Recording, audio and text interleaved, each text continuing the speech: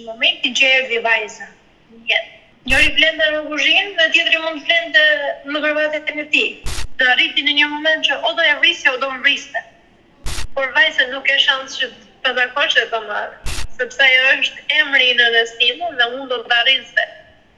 Nuk mund të tallet, nuk mund të marrësh ti një burr tjetër me emrin e vajzës. Përshëndetje miq dhe mirë se erdhët në këtë video. Keni hyrë në kanalin tim zyrtar në YouTube Odeta Dume Mandro. Për të qenë pjesë e live-ve të mia, mund të klikoni poshtë tek fotoja ime. Dhe sot në live-in tim unë do hap dritaren për një nën, ajo shumë e re në moshë, është 26 vjeç dhe quhet Katerina. Do rrëfej martesën e saj të dështuar, ku u dashurua dhe u martua me një burr i cili ishte shumë vite më i madh se ajo, qëndruan shumë pak vite me njëri tjetrin dhe sotëm një vajzë që sot është 4 vjeç, por fatkeqësisht Katerina u dëbua nga shtëpia, nga partneri dhe sot nuk arrin dot të takojë vajzën e saj. Por çfarë ka ndodhur do të jetë pikërisht 26 vjeçaria që do e rrëfej ditën e sotme, kështu që hap dritaren dhe e ftoj. Katerina, përshëndetje. Përshëndetje. Në fakt lexova mesazhet që më kishe dërguar dhe ish partnerit ka marrë vajzën, me sa kuptova? Ka qenë një martesë prej 5 vitesh, ka qenë më blesëri. Po. Ka qenë një diferencë shumë e madhe. Shumë e madhe, rreth 14 vitesh, njëri me tjetrin. Po. Dhe ka një martesë, ka një vajzë. Vajza tani është me 5 nëndor, bën 4 vjeç. Po, dhe 100 vjeç. Ka qenë një ndarje me shumë drama. Me plot, si ta them, e kërcënime, me armë që më nxjerrën në kamër, sepse vajza ime ka emrin e tjëmës, babaj. Dhe nga kjo lindin shumë gjëra, se nuk e kam të drejtën, as me pa, as me taku, as me marr as asgjë. Jo, po kjo nuk ka mundësi se ti ndalohet nënës vajza, është absurde. Do të thënë çka ka ndodhur që ti nuk arrin dot ta takosh vajzën tënde? Gjitha të thash, e gjitha është këtu dhe sepse po të flas pa dorash ka fare. Gjitha është sepse vajza ka të jemën, emrin e të jemës së tij. Edhe çfarë do të thotë kjo? Që vajza ka emrin e gjyshes. Vajzën më ka marrë ish burrin me gjykat. Ka vendosur gjykata që t'ia lër babait vajzën. Po diçka ka ndodhur e dashur që gjykata ka vendosur të heqi pikërisht të drejtën ty si nën të kesh kujdestarin. Unë mendoj këtë gjë tjetër sepse duke pasur ish bashortit shumë, duke pasur disa të ardhura në një anë, duke pas sepse të thash, ndarja ka qenë shumë dramatike, ka qenë realisht shumë problematika brenda, sa që imagjinojmë nxjerrin armët në telefon. Ka qenë një dhunë psikologjike shumë e madhe. E dëshur Katerina, ti aktualisht ku jeton? Për momentin ndodhem tek motra. Sa vjeç jeni, më fal që të pyes? Jam 26 vjeç. Mund të më tregosh si e ke njohur babain e vajzës tënde dhe si ka qenë martesa jote? Babain e vajzës time e kam njohur një kushërire, një nukse e kushëririt të babait. Përpara 5 viteve i bie. Po. Ka qenë me mblesëri. Po. Ti ke qenë diku 21-22 vjeç, ndërsa ai? E ka qenë 35-36. Por ti je dakord, vendose të martohesh me këtë person. Në të drejtën nuk kam qenë shumë dakord, flasim realisht, sepse ndjesha sigur shumë e vogël. Edhe çdo gjë, edhe pjesa e vajzës, ka qenë shumë gjëra që kanë në sport, sepse realisht kur nuk ndihesh mirë, edhe nuk e ndjen afër vetes, sepse është diferencë shumë e madhe. Po për të gjithave, nga një martesë ka ardhur vajza. Ju u martuat dhe jetuat në të njëjtën shtëpi me bashkëshortin? Jo, nuk jetuam në të njëjtën shtëpi, pasi kam bërë tip të drekën e themi, pasi vendosëm nasën fatitorisht për një vit e 6 muaj kam rejtë në distancë, tek prindrit. Ishit fejuar apo të martuar? Ishëm fejuar, Po. por një vit e 6 muaj kam vetë tek prindërit e mi. Por Sepse ishte, që më thonde, ishte gjithmonë pjesa e dokumentave, ishte gjithmonë pjesa, jo po nuk kam shtëpinë, jo du stabilitetin, gjithmonë në këtë mënyrë. pse ai ishte emigrant, jetonte jashtë? Ai jeton prej 11 vitesh në Greqi. Jeton në Greqi. Pra, le të themi një vit e gjys ti jetove tek prindrit, sepse ai jetonte në Greqi, ishte emigrant derisa ai bëri dokumentat.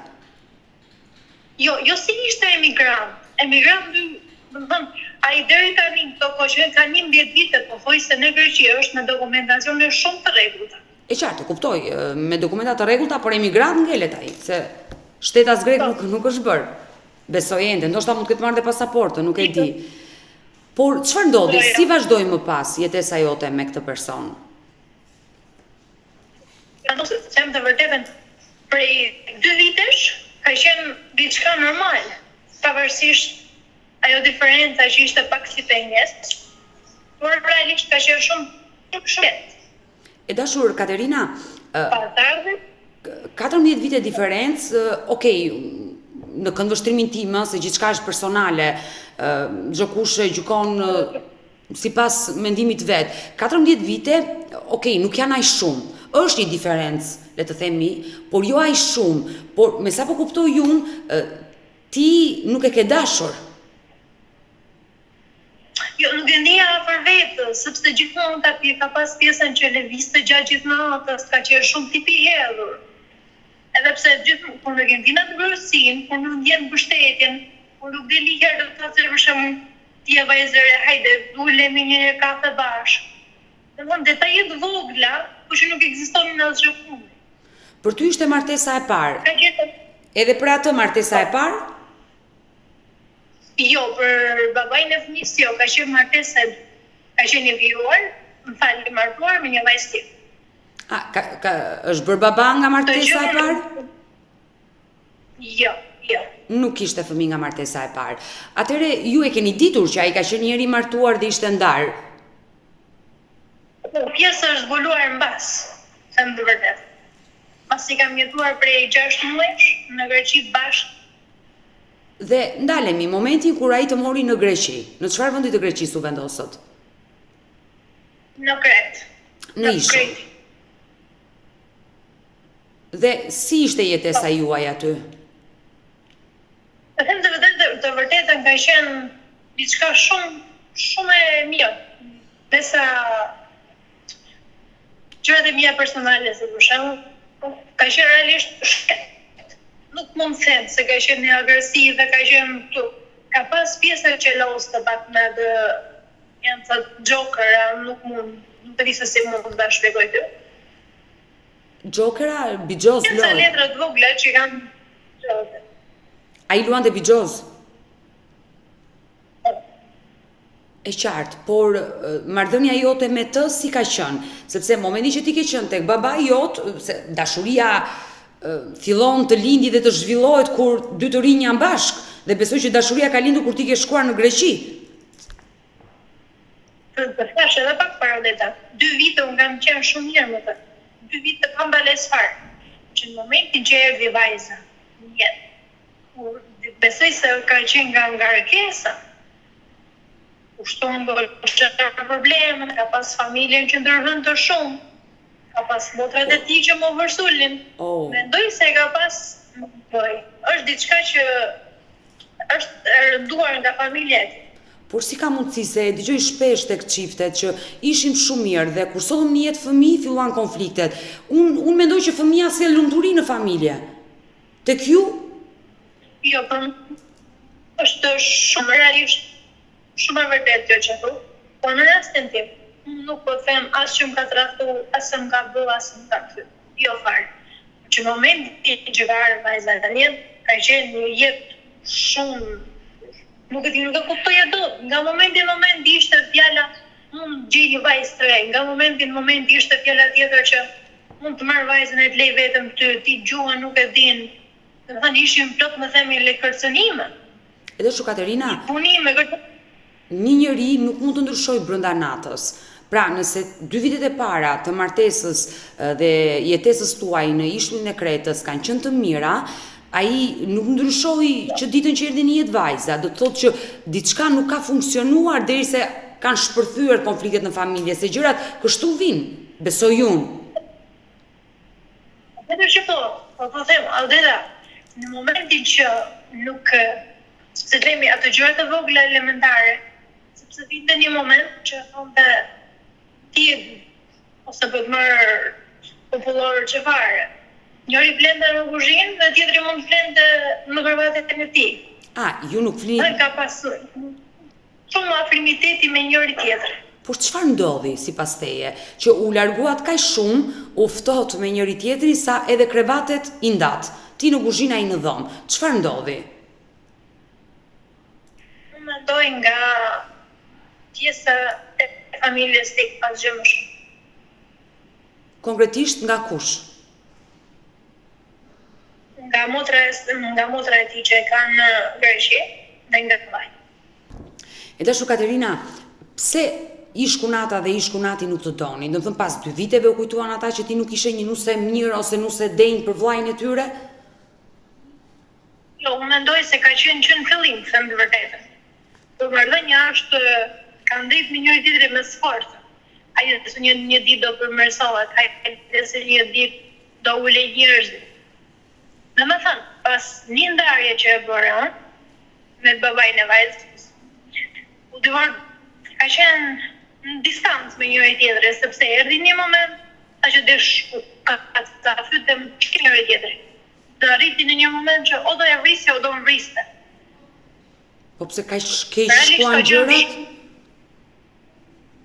Po, realisht ka qenë shumë. Në më mirë preferova dhe ka majt një plak, një zonjë greke, ka majt një muaj ditë fshehurës. Një dhomë të vogël të mbyllur. Momentin që sa që erdhi mamaja ime në Greqi.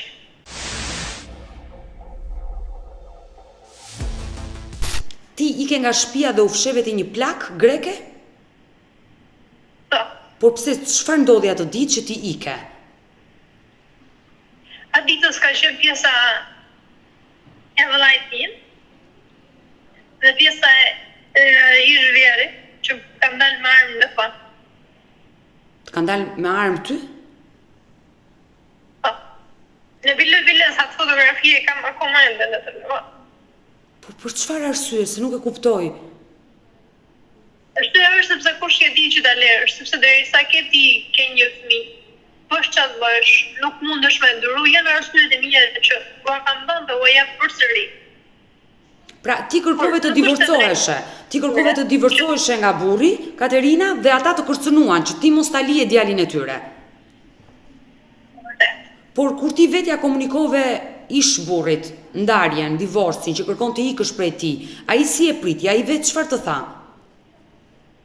Ai më thënë të vërtetën, ti mund të largohesh, ose më ka thënë, por vajse nuk e shans që të takosh dhe të marrësh, sepse ajo është emri i nënës time dhe unë do të arrisë. Dhe kush ishte përgjigja juaj kur partneri ju tha këtë gjë për vajzën? Se të drejtën një moment kam ngel, sepse ndodhesha edhe me një mes të rrugës. Gjua nuk i dia fare, pa punë isha. Njofësia asgjë nuk isha në rrugë fare. Edhe momenti që më nxjerrën gjitha rrobat, ka qenë 2 valizë jashtë dhe rrobat, më nxjerrën gjitha nga balkoni. Në një moment thash ku jam, çfarë po bëj? Sepse realisht nuk e prisja. Ka qenë ai që të ka dëbuar nga shtëpia? Po. Të mori rrobat dhe t'i hodhi të gjitha nga balkoni? Po. Të gjitha 3 valizët e mia që ka qenë me rroba janë në kusht mbeturina. E rëndë është, ti kërkove ndarjen me mirë kuptim, ai të tha që vajzën nuk ta jap dhe rrobat t'i hodhi nga balkoni që ti të largoheshe nga shtëpia. Po. Dhe nga një moment, kam ndetë të shtorë, kam fshit me një lulishtë, ka qenë e vogël fare, edhe këllon një plak, një vjetë, një zënjë, vite 10 vjeqë. Edhe jo, më thot, Katarina, do të mos i shqyuash nga i e kushje, në më të janë të ndodhe më të lejgjenë. Edhe më ka thënë, Okej, unë do të maj, por do të maj 1 muaj, 2 javë, nuk e di se sa, sepse unë jam me djalin dhe me plakën. Ndodhem se jam shumë ngusht. Dhe e plaka maj fix 1 muaj e 10 ditë mbyllur në dhomë farë. Por pse nuk shkove në Sepse në polici? momentin që e buan, besoj se ka qenë afër njëri me tjetrin me shpigu isha, e kuptuan që unë isha aty, ato vinin e kërcënonin plakën. Por pse nuk shkove në polici për ta denoncuar? Kur babai i vajzës tënde të dëboj nga shtëpia, të mbajti vajzën, të kërcënonte. E kam bërë denoncimin atë. Po, dhe pas denoncimit çfarë E kam ndodhi? bërë denoncimin, dhe shteti grek vendosi që gjysma të detyrimeve i paguaj babai, dhe për të jetuar të jetoj fëmia me nënën. Po. Keni shkuar në gjykatë, besoj. Çështja ka kaluar në gjykatë. Por dua të të pyes se dashur Katerina dhe më pas të më tregosh edhe ngjarjen se si u ndave me vajzën tënde dhe pse gjykata greke të ka lënë ty kujdestarin fillimisht dhe babai të ketë edhe detyrimin ushqimor, ti nuk arrite dot të gjeje një gjuhë të përbashkët me ish partnerin që gjërat mos të shkonin kaq keq. Deri në një pikë sa të marrin armën dhe ta drejtojnë ty, kjo është e tmerrshme. Domethënë, policia nuk këta njerëz nuk i ndaloi, nuk i futi në burg, që mbajnë armë pa leje dhe kërcënojnë njerëzit? Jo, sem vërdet e një, maj mend vetëm diçka drejta. Realisht kam qenë në një gjendje shumë të rënduar psikologjike. Edhe pse po e shifja dhe familjen kundër, edhe ish bashortit kundër, ndjesha jo tamam, po komplet vetëm, pas një lloj ndihme, pas një lloj vëpraje, 2 ditë fleta në një lulisht të sheshit fare. Nuk po dija çfarë mendoja, nuk po dija ku dihje. Ti nuk mundet dot të flisje me partnerin tënd për t'i sqaruar këto gjëra. Sepse më kam pas gjitha dokumentet që kam pas, unë i ka pas më ish bashkë. Por nga një dashuri në urrejtje, pse shkua deri në këtë pikë? Ka një arsye, një motiv. Unë nuk besoj që ish kunata të ndikoj kaq shumë tek vllai i saj, që vllai të dëboj nuse nga shtëpia, nënën e vajzës së tij, ta lërë në lulishte, të flejë e vetme. Unë mendoj se ka qenë edhe është akoma i qëndroj kësaj mendimit tim. Ndoshta jam unë e gabuar, por ta them prapë vetë. Ka një ndarje shumë që do ta ndaj mend në kohë të rjetë. Nuk mund është të flisje qitë, nuk mund është të gjeje fjalë. Ka qenë realisht shumë traumë madhe. Edhe sot kur e kujtoj, sa që imagjinon, edhe në punë që kanë vetë, nga nxjerr 2 herë nga punë. Ti shkove dhe ustrove Se harroj. E qartë, ti shkove dhe ustrove te një shtetase greke, një e moshuar e cila të gjeti tek ai parku dhe të mori në shtëpi. Ish burri e zbuloi dhe erdhi të kërcënoi. U takove me të, fole me atë? Gjatë kësaj kohe ku qëndroi te plaka, sa ai të dëboj, për çfarë vinte të kërkonte te plaka pastaj? Po. Unë mendoj nga që ardhja e babait ti erdhi në Greqi. Momenti që ti ike nga shtëpia, aty ti erdhën prindrit. Vjen në Greqinë atë kohë. Dhe thot, ju do rini të 2 bashkët, ose për ndryshe vajza do ta marr djalin. Sepse kjo është emri i kurrës time dhe nuk mund të tallet, nuk mund të marrësh ti një burr tjetër me emrin e vajzës time. Po mëse kjo nuk është motiv, se kjo është skandal tani. Pse vajza mban emrin e gjyshes, nëna s'ka të drejtë ta atakojë nëse ndahet nga babai. Kjo është një budallik, nuk ka lidhje kjo, se nuk vendos ai për vajzën. Se kush do mbaj vajzën? Kjo është ajo që më ka përsërit shumë herë. Por ai kërkonte të ribashkohesh me ty pasi ti ike? Pasi ike, jo, nuk kërkonte të bashkonte të them të vërtetë.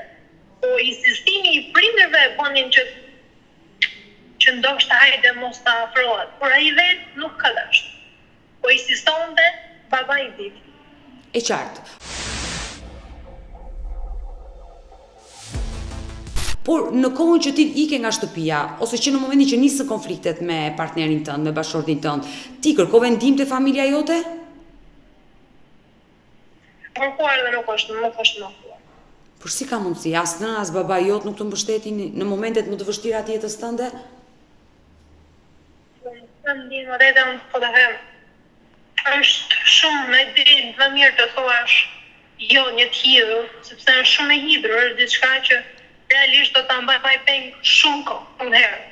Për diçka që brenda vetes e bluaj shumë të fort. Por më mirë të them vërtetën jo se sa të them, okay, më nga ndihmuar apo prapja u ndodh. Por pse? Çfarë pretendonte nëna dhe babai juaj, që të ktheheshe tek burri? Po, pretendonin gjithmonë që ti të bashkohesh sepse ti ke vajzën. Sepse është mentaliteti, jo do të shaj njerëzit. Ka qenë shumë gjë. Edhe shu Katerina, ç'a ndodhi më pas? Sa qëndrove te kjo e moshuar greke dhe ku shkove më pas? Atëherë, unë kam, siç të thashë, dhe ta kam jetuar një vit, një muaj e ca ditë. Eksaktësisht nuk ta më një muaj e pak të qofsh. Por gjatë saj kohe vajzën tënde e takoje? Jo. Jo. Sa kohë boj që se ke parë fare vajzën, nuk e ke takuar?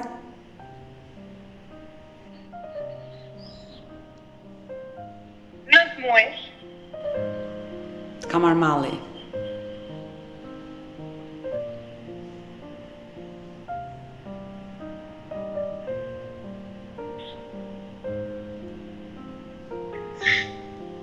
Ka qenë 3 vjeçe, mbush 4 dhe fatkeqësisht se ke pranë.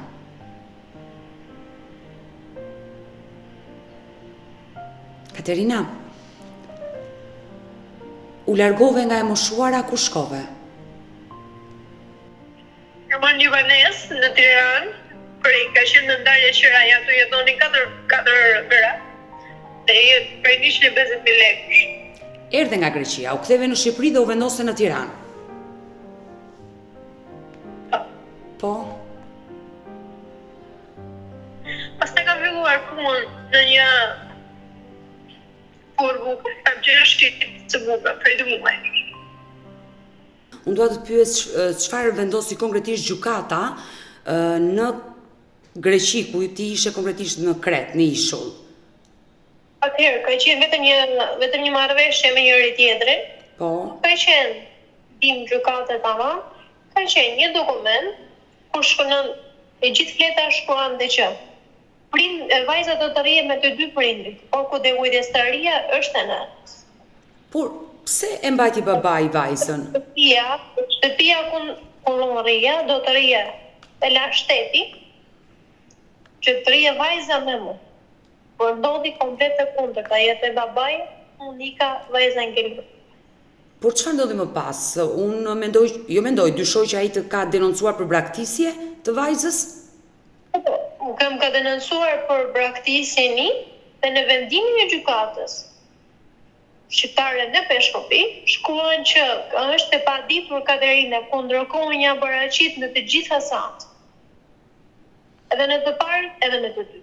E qartë, paraqitja në seancës gjyqësore, okay, nuk ka lidhje me këtë që po më tregon në këto momente, por ajo që mua më bën përshtypje është që në momentin që ti ke qenë në Greqi dhe gjykata ka vendosur që vajza të rri me nënën dhe babai s'ta ka lënë as ta takosh, pse nuk tentove që në Greqi nëpërmjet policisë që të kishe takime me vajzën tënde? Unë mendoj se ka qenë kjo dhe tani mos ditja shumë greqisht të flisje. Unë nuk dija të flisja. Nuk dija të flisja qartë.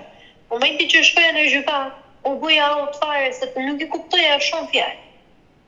Kishte fjalë që i kuptoja, vetëm kuptoja në fund fare ku thonin vajza të rrihet me nënën e babai pa shkoj diku tjetër. Por në momentin është domethënë një banë. E qartë, në momentin që ti ishe në Greqi, askush nga familja jote nuk erdhi të ndihmonte? Atëherë, e ka ardhur mamaja ime vetëm 3 ditë. Dhe pastaj është heru. Si e priti ajo kompletë situatë kur t'ja tregove nga afër? Çfarë kishte ndodhur? Mamaja ime më ka thënë vetëm këtë gjë.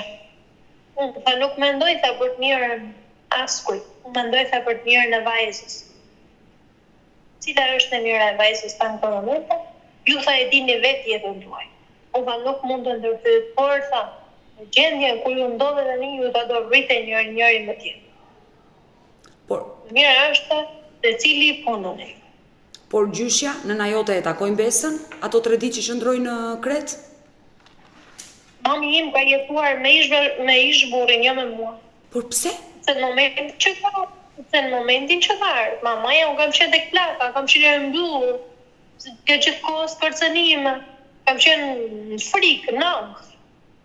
Mamaja ime ka qenë, e kam taku, mamaja ime ka qëndru me ish burrin, jo. E habitshme, do të thënë ajo shkoi tek ish dhëndri dhe kjo ishte arsyeja se ti nuk ishe ku ta mbaje apo ajo zgjodhi të rritet tek ish dhëndri vet? Jo, dhe ta zgjodhi të rritet. Pra ajo të bëri ty fajtore dhe mbështeste dhëndrin. Ti sot ke kontakte me prindërit? Kam shumë pa. Akoma janë të agresuar shumë. Pra ata akoma nuk e kanë përtypur divorcin dhe ndarjen tënde. Dashur Katerina, në momentin që ti ike, besoj që ka qenë një moment i vështirë për ty, që të lësh vajzën në një shtet të huaj, të largohesh dhe besoj e ke menduar që mbase nuk do të takosh më.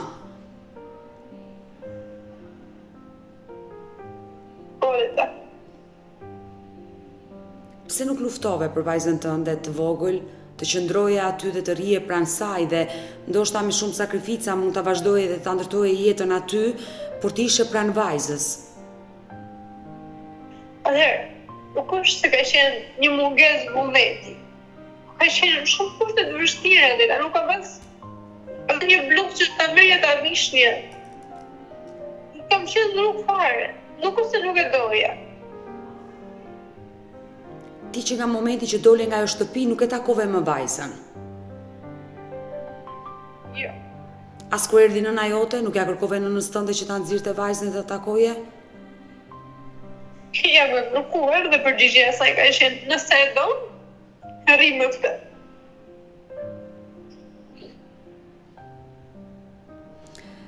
Katerina, ti erdhe në Tiranë dhe me disa gra more shtëpi me qira. Ç'a ndodhi me jetën tënde? Ka qenë vetëm modeta punë, shtëpi punë, asgjë tjetër. Jam munduar me atë mos që një psikologa, sepse e ndjeja veten shumë mbyllur, shumë në një ankth dhe një stres shumë madh, saqë edhe nga puna më nxjerrni. Nuk je aftë, Katerina, thënë, ti je shumë jaut fare, ti duhet bërë diçka për vete.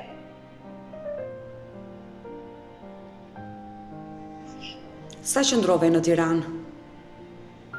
Tek ajo shtëpi me qira, me ato gra. Më pas, ku shkove? Më pas në thirrri një vajzë e cila nuk më punoja tek fota rrugës. Ta Katerina mund do të ndihmoj ta gjesh një punë sezonale që të marrësh më shumë para lek, sepse kisha halli. Po, që të merrja më shumë sepse qenë halli, atë mbledhi dhe këtë muaj, atë mbledhi dhe atë muaj, si të merrja vajzën në vetë, si mos ngilja pa lek, sepse rria gjithmonë me këtë mendimin, se si mund ta marr kot. Dhe u zhvendose ku vajte? Akoma aty jam. Në momenti jam tek një vajzë që punoj tek një plak, dhe brenda këtyre ditëve do të më kalu përsëri në Tiranë, tek shtëpia ku gjende, sepse po mundohem me punu edhe ta, sepse gjithmonë me këtë mendimin, ha kur do ta marr, ha ti do ta marr. Tesho Katerina, ndalemi pak te vendimi i gjykatës në Shqipëri, në Peshkopi, që vendosi që kujdestarinë e plot ta merrte babai dhe ti çfarë të drejtash të dha gjykata? Muaj ngusht 2 javë. Po. Që ta marrësh 2 javë, fundjavë, çdo të shtonë. Gjë të cilën ti nuk mundesh dot sepse vajza është në Greqi. Por me çfarë motivi vendosi gjykata e Peshkopisë të ishte kujdestarin ty si nën dhe jala babait? Të nuk e kam dot. Them të vjen të gjën është gjë që realisht më vret më shumë. Kjo është ajo arsye që bëj sepse duke ditë vetëm se duke punuar është, por gjithmonë kam qenë duke ja dalë jetës. Duke u rrafur me të mirën dhe me të këqijat të saj. Sepse aq aftë isha që të më mbaja shtëpinë, edhe vajzën bashkë. E qartë, por... Ka qenë një këmbgulje e pushme e ish bashorti që të mbavë të vajzën. Por nëse e ke lexuar vendimin e gjykatës, pa diskutim është shënuar aty. Ndoshta ai të ka denoncuar për braktisje dhe gjykata ka arsyetuar që ju e keni braktisur dhe ndoshta nuk keni kushtet. Vendimi i gjykatës shkon që në zonja Katerina Cami është në drejtim të paditur. Ai të ka denoncuar që ti je larguar, ke braktisur vajzën dhe drejtimi jot nuk dihet. Në një farë mënyrë e humbur për atë.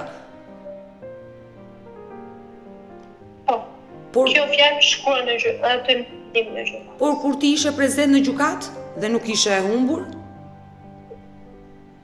Unë thash, edhe në gjykatë ku isha aty. Ishte ajo zonja aty, thash unë nuk jam e humbur. Unë po vi nga 2 seanca arresht njëra dhe tjetrën.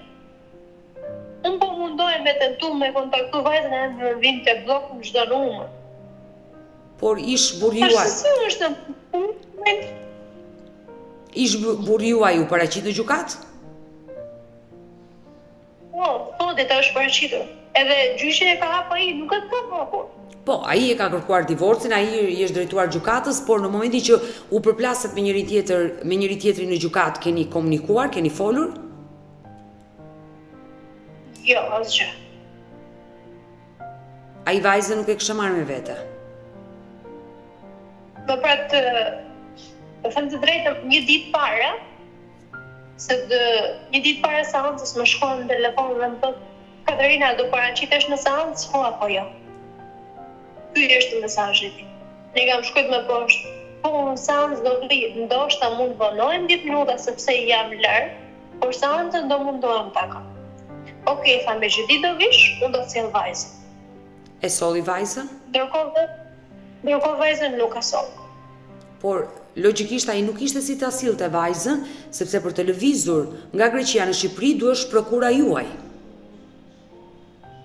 Po deta jo, në momentin që është hap divorc, që është hap procedura dokumenteve, ai ka qenë në Shqipëri. Nuk ka qenë në Greqi. Ka ardhur në Shqipëri me vajzën? Po, ai ka qenë në Shqipëri më kot. Por si e ka kaluar vajzën ai në Shqipëri, kur ti si ke dhënë prokur? Këto habite me veten time, sepse në momentin që ai vjen nga Greqia në Shqipëri, prapë të njëjtin gjë nga Shqipëria në Greqi përsëri, tu është diçka. Vajza sot ku jeton me babain, në Shqipëri apo në Greqi? Në Greqi është. Në Greqi. Ti ke tentuar të flasësh dhe ai nuk të përgjigjen telefon. Dhe kush janë mesazhet që ai të ka dërguar kur ti i kërkon vajzën, se ti ke një vendim gjykate, ke të drejtën e takimit me vajzën. Ato që të kam sjellë ty o dhe. Dhe konkretisht mund të mi thuash. Ku ka qenë ajo femërëtisët, ti nuk ke drejt të takosh, ishe i vjetën tanë, ti je një femër ndyrë, derisa ty prindrit e tu nuk më mbështesin, unë nuk të kam asgjë. Vajza ime ka emrin, gjithmonë ka qenë kjo që ma ka theksuar shumë herë. Ti nuk ke drejt të takosh sepse është emri në nëstim. Ky është skandal. Në nëstim mund të marrësh burr tjetër dhe të marrësh vajzën, sepse mund të vras. Mund të kërcënoj, ka qenë në një anë shumë më. Ai ke shkuar në polici për ta denoncuar me këto mesazhe që ai të ka dërguar, ose të drejtohesh zyrës përmbarimore ajo që bën ekzekutimin e vendimit të gjykatës? Jo, të them të drejtën nuk kam shku, sepse mendoja gjithmonë pasë mos lëndoj vajzën. Jo, unë të këshilloj që ti duhet të shkosh. Nëse ti nuk mundesh dot të gjesh një gjuhë të përbashkët me ish partnerin, që ai ta kuptoj që ti je nëna dhe thjesht faktin që ajo vajzë mban emrin e gjyshes, kjo nuk do të thotë që ai ka të drejtë për ta mbajtur atë fëmijë peng dhe ta largoj nga ju, se ti je nëna biologjike e asaj vajze dhe nuk të ndan dot askush. Gjykata ka vendosur vërtet kujdestarin ta marrë babai për shumë arsye, të cilat ti nuk e mundur dot i plotësosh, por ti nuk ta mohon dot njeri mëmësin dhe të drejtat e takimit. Dhe mirë fakti që ti nuk e takon dot çdo të diel siç ta ka vendosur gjykata apo 2 javë në gusht ta marrësh dhe të rrish me vajzën tënde, sa ai është larg në Greqi, pra ai të paktën duhet të hapi telefonin dhe ti dëgjosh zërin vajzës, të komunikosh me vajzën tënde. Nuk është pronë vajza e ka mundes ta jap ty. Atë vajzë keni sjell të dy në jetë dhe të dy keni detyrime ligjore, sepse gjykata ka vendosur besoj edhe detyrim ushqimor që ti duhet i paguash babait. Po.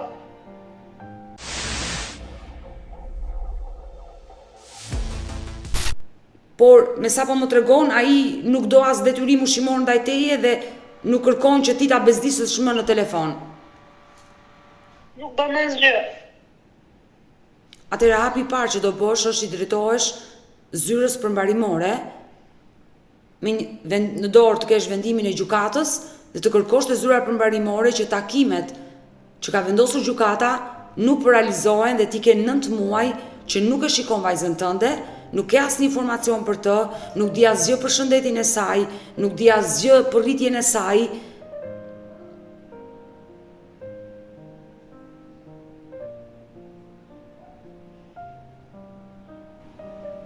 Katerina, unë jam nën vetë dhe e kuptoj. Dhe e kuptoj dhimbjen që ke, je larg të voglës tënde, të mungon, pa dyshim dhe sa më shumë kohë të kaloj, ai do rritet dhe do jetë mungesë e madhe prania jote në rritjen e saj. Dhe kjo mungesë nuk mund t'ia zvendësoj askush asaj. Kjo është e sigurt. Babai mund të ketë para, mund të punoj, mund t'i siguroj ushqim të mirë, rroba të bukura, shkollim, gjithçka, por dashurinë tënde ai nuk ja ofron dot, dhe kjo është e sigurt. Çfarëdo që të bëj ai për atë fëmijë, nënën nuk e zvendëson dot babai, sikurse edhe nëna nuk e zvendëson dot babain. Prandaj ti duhet të luftosh, të mos dorëzohesh, të luftosh për vajzën tënde. Ndoshta të gjithë kanë bërë fajtor ty, ndoshta ti mund kesh pasur fajet e tua, por kjo nuk të pengon të ndahesh nga vajza. Çfarëdo lloj gjëje që mund kesh bërë ti në jetë zemër, janë gabimet e tuaja që i ke bërë dhe janë të tuat. Kjo nuk të pengon që ti të ndahesh nga vajza. Dhe ky është budalliku më i madh i burrave shqiptar, që kur ndahen nga gratë, hakmerren duke mbajtur peng fëmijët.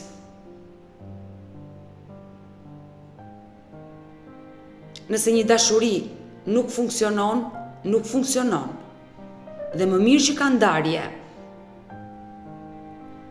Por për hir të atyre viteve që keni jetuar bashk, për hir të asaj vajze që e keni sjellë në jetë bashk, ju duhet të keni komunikim me njëri tjetrin.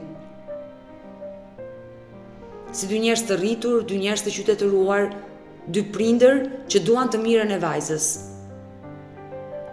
Unë gjithmonë e kam thënë që një prind, qoftë nëna apo babai, që e pengon fëmijën, nuk e do atë fëmijë.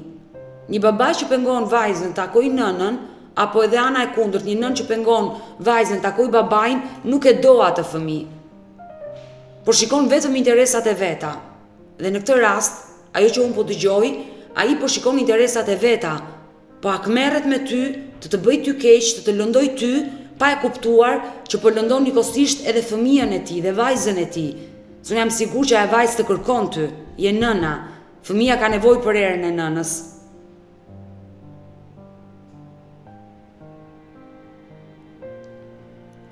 Unë do bëj të pamundurën për të lidhur me ish bashortin tuaj. Nëse ai do më përgjigjet, do flas, dhe do bëj të pamundur që ty të ndihmoj, por ti mos u dorëzo. Absolutisht jeta është e vështirë në Tiranë, çmimet janë të shtrenjta, qyrat janë të shtrenjta, me një rrogë nuk mund të përballosh gjithçka, por mos u dorëzo. Lufto, ti jesh afër vajzës tënde, bëj gjithçka, ti jesh afër vajzës tënde. Dhe sinqerisht do të ndihmoj, të uroj shumë fat, të uroj që të gjitha këto plagë që t'janë shkaktuar nga kjo martesë që nuk funksionoi, të shërohen dhe të jesh e lumtur, se je shumë e re, je vetëm 26 vjeç. Pikon edhe ta, sepse a bërë një operacion para se me lidhë vajzën. Dhe ka qenë shumë operacion në rrë. Po sot si je me shëndet? sot deri në 6 ore kam mundur me bëllu. Pastaj bie gjithë ato. Pra, deri në 6 orë mund të punosh, mund t'i fshish lotët. Mund t'i fshish lotët, të pish pak ujë dhe të qetësosh, se kuptoj që u ngarkove nga ana psikologjike dhe mund të çosh dhe të pish pak ujë, Katerina, qetësohu.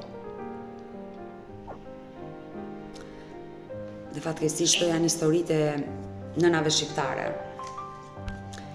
Janë histori të dhimbshme. Kujtohen dhe ta shumë dhe të kur. Si e sta, si e të vajza të telefon. Që në gjëra zëri, më mund të direkt. E dashur, nëse do e kishe përballë babain e vajzës tënde, çfarë do i thoshe? Po t'i thoja që ka ndodhur që ka ndodhur dy njerëz të rritur jenda. Pakte minimumi që mund bëjmë është gjeni gjë me njëri tjetër për lirë të vajzës. Uroj që këtë mesazh ai ta marri, të ndërgjegjësohet dhe të hapi telefonin dhe të lërë që të flasësh me vajzën tënde. Katerina, unë të përqafoj, të përshëndes, numrin tuaj e kam, do jemi të dyja në kontakt. Të uroj më të mira tek kësaj jete dhe të uroj të bashkohesh sa më shpejt me vajzën. Faleminderit shumë. Falenderoj. Mirë të dashumish, dëgjuam historinë e kësaj nëne, urojmë dhe shpresojmë që ish bashorti i saj të ndërgjegjësohet dhe të hapi telefonin që kjo nën të flasë me vajzën dhe urojmë që Katerina të bashkohet sa më shpejt me të bijën e saj. Nëse dhe ju keni një histori për të denoncuar dhe kërkoni që të jeni pjesë këtu në live më odetën, mos hezitoni të më shkruani në numrin tim të telefonit 069 99 55 698 që ndodhet poshtë ekranit tuaj, por mund të më dërgoni mesazhe edhe në rrjetet e mia sociale, në Instagram dhe në Facebook me emrin Odeta Dumemandro dhe këto janë faqet e mia zyrtare. Ndërsa këtu lart tek fotoja ime mund të klikoni dhe të abonoheni, të bëheni pjesë e kanalit tim zyrtar në YouTube, ku çdo paradite ora 10 jam live me këto histori njerëzore. Faleminderit dhe ritakohemi nesër.